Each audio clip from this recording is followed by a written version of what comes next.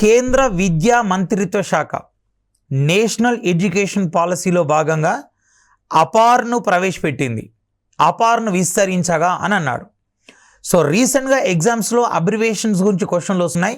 For example 2016 Telangana group 2లో abbreviations గురించి అడిగాడు. ఇటీవల ప్రజలు ఎక్కువగా LTE మొబైల్స్ వాడుతున్నారు, దాన్ని విస్తరించండి అని అన్నాడు. సో అంటే లాంగ్ టర్మ్ ఎవల్యూషన్. ఆ తర్వాత VoLTE వచ్చింది, voice over long term evolution. ఆ తర్వాత VoIP వచ్చింది, అంటే voice over internet protocol.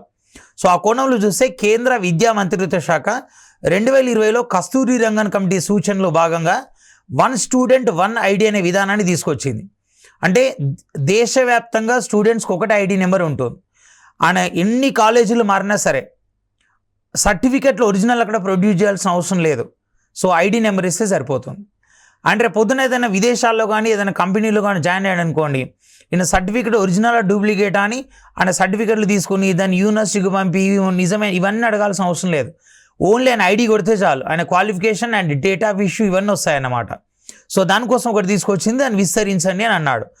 Automated permanent academic account registry, autonomous particular academic application registry, automated particular academic account registry and తర్వాత automated permanent application account registry. So answer వచ్చేసి APAAR అంటే automated permanent academic account registry. So 1 స్టూడెంట్కు 1 ID మాత్రమే ఇస్తారు. ఆ 1 ID ఆధారంగానే education qualification మొత్తం కూడా డిస్కస్ చేయొచ్చు. అండ్ నెక్స్ట్ వన్, 2024 అండర్-19 పురుషుల ప్రపంచ కప్ విజేత ఆస్ట్రేలియా. అయితే ఈ టోర్నీకి ఆతిథ్యం ఇచ్చిన దేశం అని అన్నాడు. యాక్చువల్గా ఈ టోర్నీ వచ్చేసి మనకి 2024 జనవరి 19th నుంచి సో ఫిబ్రవరి 11th వరకు ఈ టోర్నీ జరిగింది. సో ఈ టోర్నీ యాక్చువల్గా ఎక్కడ జరిగింది అన్నాం. సో ఫైనల్ వచ్చేసి ఇది మనకి టోర్నీ ఫైనల్ వచ్చేసి సో ఇండియా వర్సెస్ ఆస్ట్రేలియా జరిగింది. సో బట్ ఆస్ట్రేలియా గెలవడం జరిగింది. ఆస్ట్రేలియాకి ఇది 4th టైటిల్ అన్నమాట.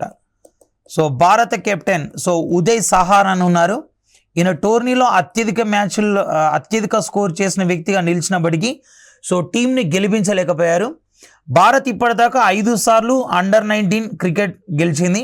2000, 2008, 2012 and 2016 and 2018.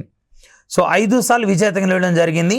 So 2000లో Mohammed Kaif భారత జట్టుకు కెప్టెన్గా పనిచేశాడు అండ్ ఈయన సీనియర్ టీంలో కూడా పాల్పంచుకున్నాడు. అండ్ 2008లో విరాట్ కోహ్లీ కెప్టెన్. సో ప్రస్తుతం భారత స్టార్ క్రికెటర్.